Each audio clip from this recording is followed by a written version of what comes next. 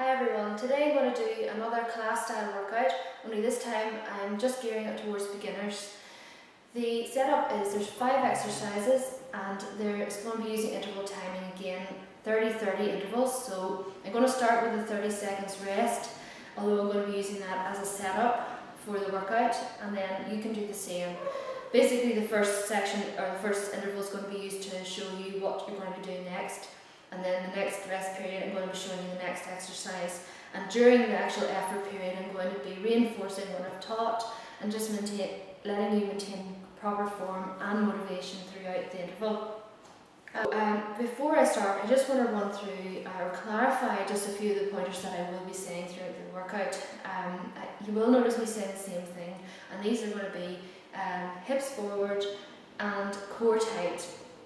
I'm going to focus on these two things because I feel that these are two areas that people often forget, especially during planks, especially at the end of exercises where you're coming back up into a straight position where your hips are going to be extended. So what I want to do is just show you what I mean.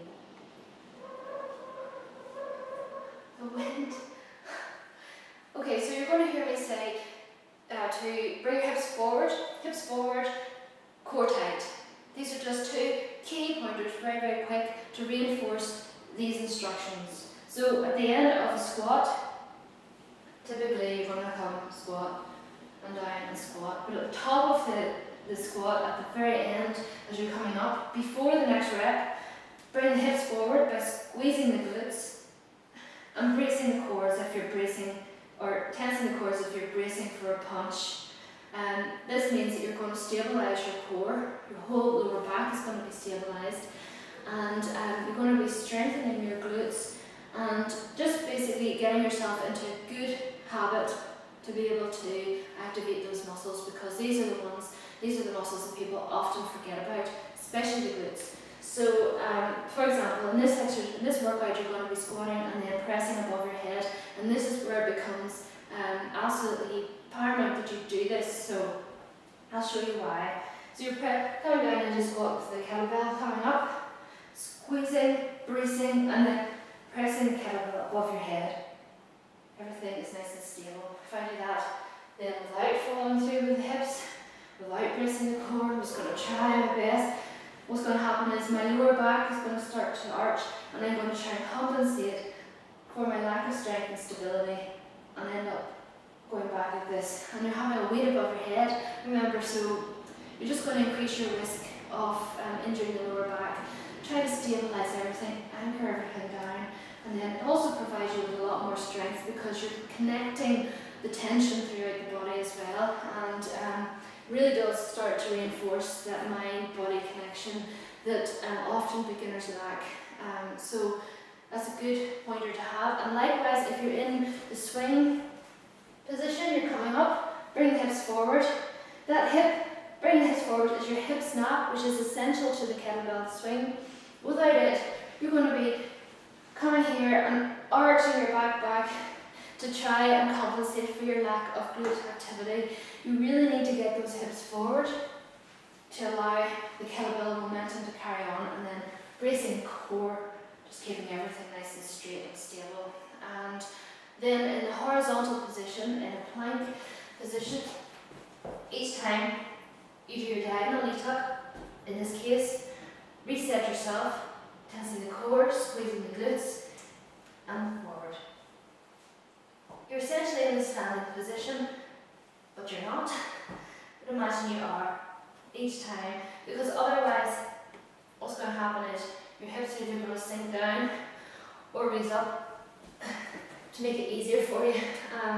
But that's not going to be a good habit to get into, because you're never going to strengthen your core and you're never going to maintain the activity in your glutes for any length of time if you allow yourself to build those bad habits of arching your back. If you do fatigue, then make the exercise easier by going down into a static plank. Just hold it for time, or else if you're feeling you're just too tired and your form is going out the window, then just stop and rest, and the next time you try it, you'll get better at it. It's something that has to be built up and can't be forced on anybody. So that's really it. So any exercise where you see me coming back to this position, you need to remember core and glutes, hips forward, stable core, and then jumping. Say for example we're doing the dynamic squat, you're going to be jumping out and jumping back in, bringing everything forward, like so. There's going to be a few other key pointers as well, but these ones are going to be the more difficult ones to master because you're concentrating on your core and your glutes. It can be argued that your glutes are part of your core. However, most people associate your core as being around your abdominal region, and obviously your glutes are here, so that's why I'm going to remind you about both. Just a couple of things is that during exercises it's a good idea to find a spot towards the bottom of the wall or straight ahead, depending on the angle at which you're working. In the row, it's better to find a spot on the floor so you're not looking up. And in the squat, just keep your eyes sort of towards the bottom of the wall to allow your neck to be in a neutral position throughout. And also, during the bend of a row, if you find your lower back starting to get a bit strained or you're feeling a little pain there, then just stop, and you can actually add in, instead of doing the bend of a row, you can do single arm row, right and left, so you're adding in another exercise really, and do 30 seconds each side. The tutorial for that is on my blog, myonmytv.com, so you can just add an extra exercise in, so you'll be doing a 6-minute round and having 6 exercises there. If during the row, any row at all, just remember that you're keeping your elbow close to your side, rowing the kettlebell towards your hip or the lower part of your ab, the hip bone there, you're trying to row for that, rather than up here somewhere. That's what I see a lot of people doing, because what you'll have then is that your trap will start to shrug your shoulder up and you'll get sore there, rather than feeling it round the back of your shoulder into, even you can feel it in your lats, if you're pulling maybe back slightly. So you're wanting that to happen. Often what I see is that one person, you have a stronger side, so like me, my right side is stronger than my left, so on the weaker side, a lot of beginners do tend to shrug that side up or roll the body back to try and compensate for the weakness there. So trying to keep the body actually stable, like we discussed, keeping the core tight, shoulders facing forward, and then just allowing that one side to move rather than the whole body move with it.